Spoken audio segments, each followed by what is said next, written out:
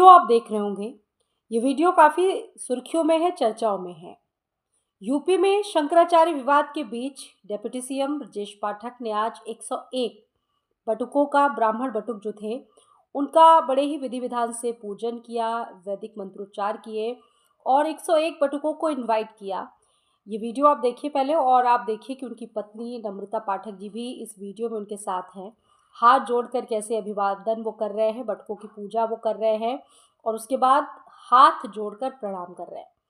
फूल बरसाने और वैदिक मंत्रोच्चार के बीच पूजा जब संपन्न हुई, तो उसके बाद डेप्यूटी सीएम ब्रजेश पाठक ने अपने ट्विटर हैंडल से ये भी लिखा कि बटुकों को हमारा सम्मान और हमारा सौभाग्य है कि आज जो दिन हमें मिला है, वो आज इस तरह का हमें सौभाग्य भरा दिन मिला। दरअसल इसकी जो पटकथा है जो, वो लिखी जा चुकी थी।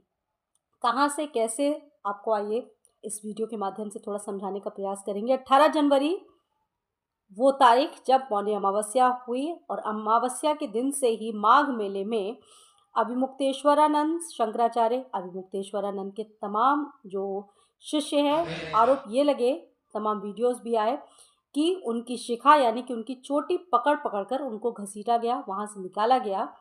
हालांकि 1 महीने तक मीडिया के कई बार पूछने के बाद भी डेप्यूटी सीएम ब्रजेश पाठक बिल्कुल चुप रहे, एकदम शांत रहे और 1 महीने के बाद उन्होंने आज अपने घर पर इस तरह का एक बड़ा जो सम्मान समारोह है बटुकों का वो रखा।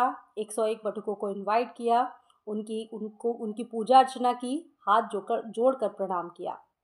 अब इससे पहले आपको याद होगा कि अभी कुछ दिनों पहले एक बड़े मीडिया इवेंट में वो गए और जहाँ पर पहली बार इस विवाद पर वो खुलकर बोले कि बटुकों के साथ ऐसा काम नहीं होना चाहिए, घृणित है और चोटी नहीं खींचनी चाहिए बटुकों की, ये डिप्टी सीएम ने कहा।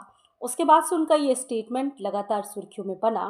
हालांकि उन्होंने तब भी शंकराचार्य का नाम नहीं लिया, अभिमुक्तेश्वरानंद का नाम नहीं लिया, क्योंकि लगातार वो इस विवाद की धुरी में छाए हुए हैं। शंकराचार्य अभिमुक्तेश्वरानंद उप मुख्यमंत्री का ये कदम माना जा रहा है कि ब्राह्मणों की नाराजगी के बीच एक बहुत बड़ा डैमेज कंट्रोल माना जा रहा है।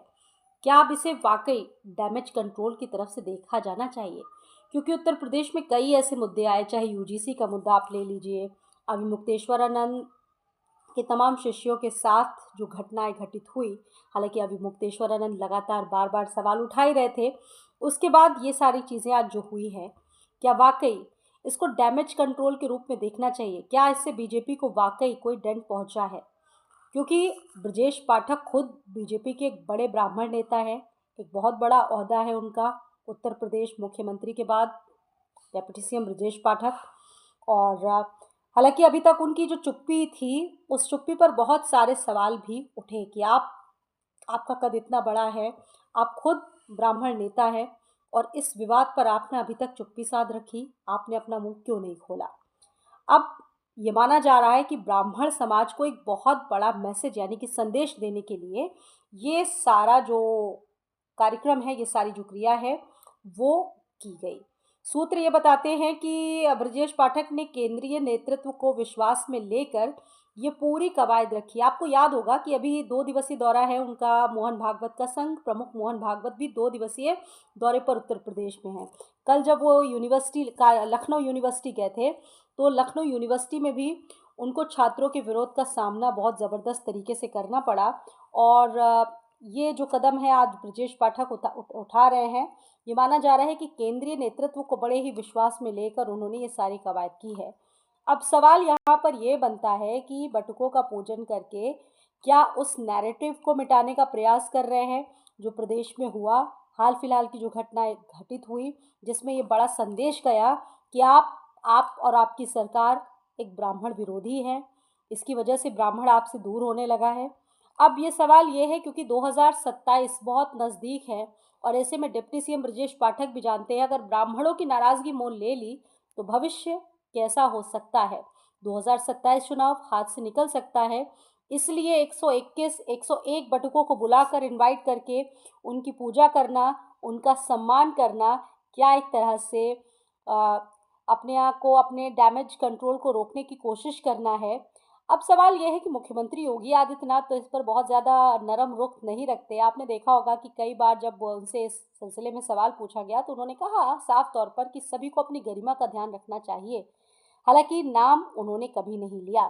अब सवाल यह है कि बीजेपी और प्रदेश सरकार क्या वाकई ब्राह्मण विरोधी थी उस वक्त, और वो भी तब जब संघ प्रमुख मोहन भागवत लखनऊ में पहुंचे हैं। उस एक पूरे नैरेटिव को मिटाने की कोशिश की जा रही है। जिस वक्त ये कहा जा रहा था कि बीजेपी सरकार में कुछ ऐसे कृत्य हुए जिससे ब्राह्मण बेहद नाराज़ हैं, चाहे वो शिखा वाला मामला हो, शिखा खींचने का मामला हो, या फिर यूजीसी के मामले हो। आप इस पर क्या कहेंगे? क्या ये एक बड़े डैमेज कंट्रोल के रूप में देखना चाहिए? ये उचित कदम है, इसको पहले ही ले लेना चाहिए था, कर लेना चाहिए था, या आपको लगता है कि कुछ और भी हो सकता है? ये सिर्फ सम्मान है, क्योंकि उप मुख्यमंत्री ब्रजेश पाठक ये भी कह चुके हैं कि ऐसा नहीं होना चाहिए, और जो व्यक्ति अगर ऐसा करेगा उसको महापाप लगेगा। लेकिन सवाल यहाँ पर सीधा सीधा लोगों का यही है कि आपका तो कद भी बड़ा है, आपका तो पद भी बड़ा है। अगर ये चीज़ें हो रही थी तो सरकार आपकी थी, कार्रवाई तो आपको करनी थी, तो क्यों फिर उन अधिकारियों के खिलाफ कार्रवाई नहीं हुई? क्या कहेंगे आप इस वीडियो पर? ज़रूर बताइएगा।